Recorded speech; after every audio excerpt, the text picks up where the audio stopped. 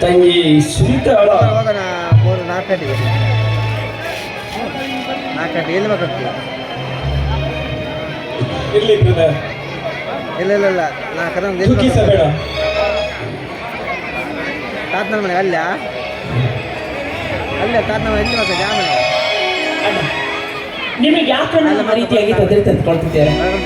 ಒಂದು ವೇಳೆ ಅಮ್ಮ ನನ್ನ ತಾಯಿ ನನ್ನ ಕತ್ತು ಹೆಚ್ಚಿಗೆ ನೀವು ಸಾಯಿಸದಿದ್ರೆ ಖಂಡಿತವಾಗಿ ನಿಮಗೆ ಯಾವತ್ತೂ ನಾನು ನಿಮಗೆ ಭಾರವಾಗಿ ಇರ್ತಿರ್ಲಿಲ್ಲ.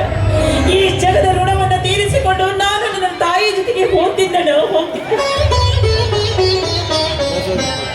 ಎಷ್ಟೊಂದು ಅಪಾರ್ಥಕ್ಕೆ ಅವಕಾಶ ಕೊಟ್ಟಿರುವೆಯಲ್ಲಮ್ಮ ಈ ನಿನ್ನ ಬುದ್ಧಿಗೆ. ಆರಾಧ್ಯ ದೈವ ಅಮರೇಶ ನಾಣಿಯಾಗಿ ನಾನು ಆಡಿದ್ದೇ ಬೇರೆ, ನೀನು ತಿಳಿದುಕೊಂಡಿದ್ದೀವಿ. ನಿನ್ನೊಡನೆಗೆ ಇಡೀ ಅನ್ನ ಹಾಕಲು ಕಡು ದುಡಿಯದಷ್ಟು ಈ ನಿನ್ನ ಸಹೋದರ ಸುರಿತ. ಬೆಳೆದು ನಿಂತ ನಿನ್ನ ಮದುವೆ ಚಿಂತೆ ನನ್ನ ಬಾಯಿಗೆ ಮಾತನಾಡಿಸ ವಿನಃ ಯಾವ ದೃಷ್ಟಿಯಿಂದಲೂ ಸಾಕು ಮಾಡಿ ನಿನ್ನ ಜಾಣತನದ ಮಾತು. ಸುನೀತಾಳ ಮದುವೆ ಬಗ್ಗೆ ನೀನೇಕೆ ತಲೆ ಕೆಡಿಸಿಕೊಳ್ಳಿವೆ? ಯಾಕೆ ನಾನಿಲ್ಲವೇ? ಹೌದಣ್ಣ, ನಾವು ಮೂವರು ಒಬ್ಬರಿಗೊಬ್ಬರು ಯಾವತ್ತೂ ಬಿಟ್ಟಿರಲಿಲ್ಲ. ಒಟ್ಟಿಗೆ ಬೆಳೆದು ದೊಡ್ಡವರಾದವರು ಅಂದಾಗ ನೀನು ಕೂಡ ನನ್ನ ಒಡಹುಟ್ಟಿದ ಅಣ್ಣನೇ ತಾನೆ. ಹೌದು ಫ್ರಾಂಕಿ, ಜಾತಿಯಿಂದ ನೀನು ಕ್ರಿಶ್ಚಿಯನ್, ಹಿಂದೂಗಳಾದ ನಾವು ಯಾವ ಭೇದ ಭಾವ ಇಲ್ಲದೆ ಒಂದೇ ಜಾತಿ ಎಂಬ ಕಡೆದೊಳಗಿಡು ಒಂದೇ ಕಂದಮ್ಮಗಳಂತೆ ಕಾಲು ನುಕ್ಕುತ್ತಾ ಬಂದಿದ್ದೇವೆ. ಆದರೆ ನಮ್ಮಿಬ್ಬರನ್ನು ಬಿಡದ ಬೆಂಬತ್ತಿದೆ ಬಡತನವೆಂಬ ಭೂತ. ಅಂದಾಗ ಸುನಿತಳ ಮದುವೆ ಮಾಡಿ ಅವಳ ನನ್ನ ನಡುಗೂಡಿ ನಗುವಿನ ಬಾಳ ನೌಕೆಯನ್ನು ಕಾಣುವ ಭಾಗ್ಯ ಎಂದು ಬರುವುದು ಎಂದು ಹಂಬಲಿಸುವೆ ತಾನೆ? ಬ್ರದರ್, ನನ್ನ ಮಾತೊಂದು ಕೇಳು. ಮೊದಲು ತಂಗಿಗೆ ಒಂದು ವರ ಮಹಾಶಯನನ್ನು ನೋಡಿ ಅವನಿಗೆ ಮದುವೆ ಮಾಡಿಬಿಟ್ಟರೆ ಆಯಿತು.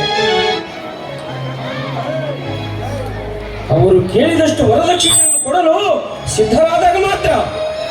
ಅಣ್ಣ, ನೀನು ಹೇಳೋ ಮಾತು ನಿಜ ಇದೆ. ಇಂದಿನ ಕಾಲದಲ್ಲಿ ಹೆಣ್ಣು ಹೆತ್ತವರು ಹುಣ್ಣು ಹುಟ್ಟಿದಂತೆ ಅಂತ ಹೇಳ್ತಾರೆ. ಯಾಕೆ ಅಂತಂದ್ರೆ ಒಂದು ಬಡವರ ಮನೆಯಲ್ಲಿ ಒಂದು ಹೆಣ್ಣು ಹುಟ್ಟಿದ್ರೆ ಆ ಹೆಣ್ಣಿಗೆ ಹೇಳಿದಷ್ಟು ವರದಕ್ಷಿಣೆಯನ್ನು ಕೊಟ್ಟು ಮದುವೆ ಮಾಡುವ ಶಕ್ತಿ ಅವರಿಗಿಲ್ಲದೆ ನಿತ್ಯವೂ ಕಣ್ಣೀರು ಸುರಿಸುತ್ತ ಜೀವನ ಸಾಗುತ್ತಾರೆ. ಅಷ್ಟೇ ಅಲ್ಲ, ತಮ್ಮನಿಗೆ ಮದುವೆ ಮಾಡೋದಕ್ಕೆ ಸಾಧ್ಯವಿಲ್ಲ ಅಂದಾಗ ಯಾವುದಾದ್ರೂ ಬಾವಿನೋ ಕೆರೆನೋ ನೋಡಿ ಆತ್ಮಹತ್ಯೆ ಮಾಡ್ಕೊಳ್ತಾರೆ, ಇಲ್ಲ ನೇಣಿಗೆ ಶರಣಾಗ್ತಾರೆ. ಇದು ನಿತ್ಯದ ಕಥೆಯಾಗಿ ಬಿಟ್ಟಿದೆ ನಮ್ಮ ದೇಶದ್ದು. ಅಂದಾಗ ದಿನನಿತ್ಯವೂ ನಾವು ಪೇಪರ್ನಲ್ಲೆಲ್ಲ ಓದ್ತಾನೆ ಇರ್ತೀವಲ್ವ. ಅಂತ ಹೊತ್ತು ಈ ನಿನ್ನ ಅಣ್ಣನಿಗೂ ಬರಬಹುದು. ಅಣ್ಣ,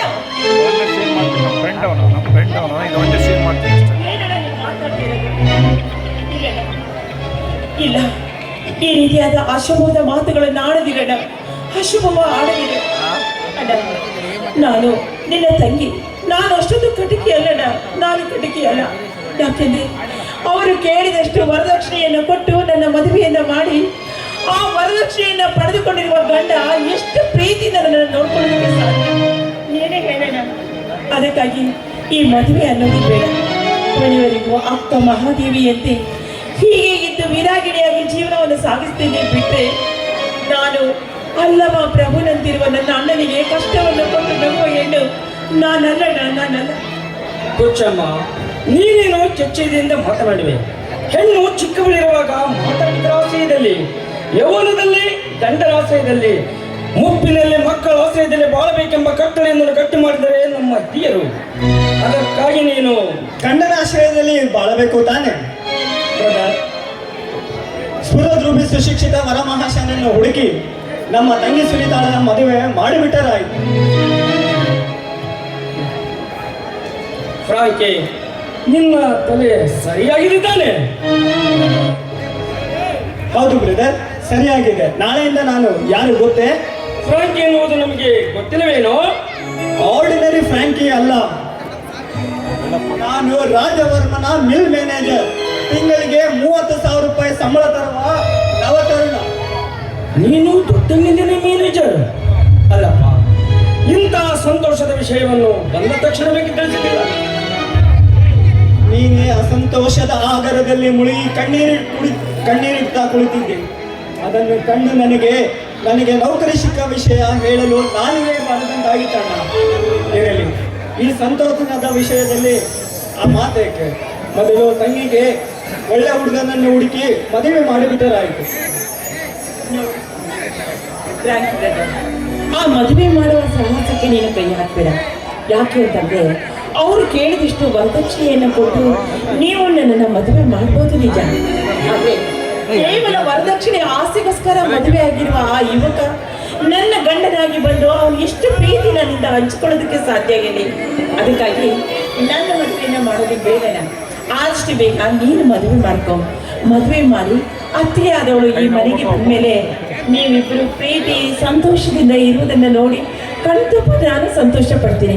ಆಯ್ತು ಫ್ರಾಂಕಿ, ಹುಡುಕ ನಿನಗೇಕೆ ತೊಂದರೆ? ಅಂದರೆ ನಾನು ಹೊರೆಯಿಲ್ಲವನೆಂದು ನಿಮ್ಮ ಭಾವನೆ ಅಂಬರೀಷ್.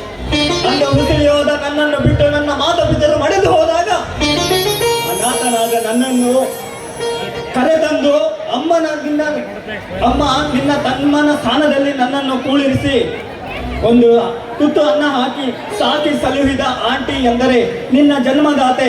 ನಿನಗೆ ಹಡೆದವನಾದರೆ ನನಗೆ ಪಡೆದವ್ವ. ಇರಲಿ, ಅವ್ವನ ಋಣವನ್ನು ತೀರಿಸಲು ಅಸಾಧ್ಯವಾಯಿತು ಅಂದಾಗ ಸುನೀತಾಳ ಕಲ್ಯಾಣ ಕಾರ್ಯಕ್ಕೆ ನಾ ಕೈ ಮುಂದೆ ಮಾಡದಿದ್ದರೆ ಆ ದೇವರು ಕೂಡ ಮೆಚ್ಚಲಾರ. ಅಂತ ಒಟ್ಟಿನಲ್ಲಿ ನಿಮ್ಮ ತಂಗಿ ನಿಮಗೆ ಭಾರವಾಗ್ಬಿಟ್ಲು ಅಂತ ಇಟ್ಕೊಳ್ಳಿ. ಅದಕ್ಕಾಗಿ ಅದೇ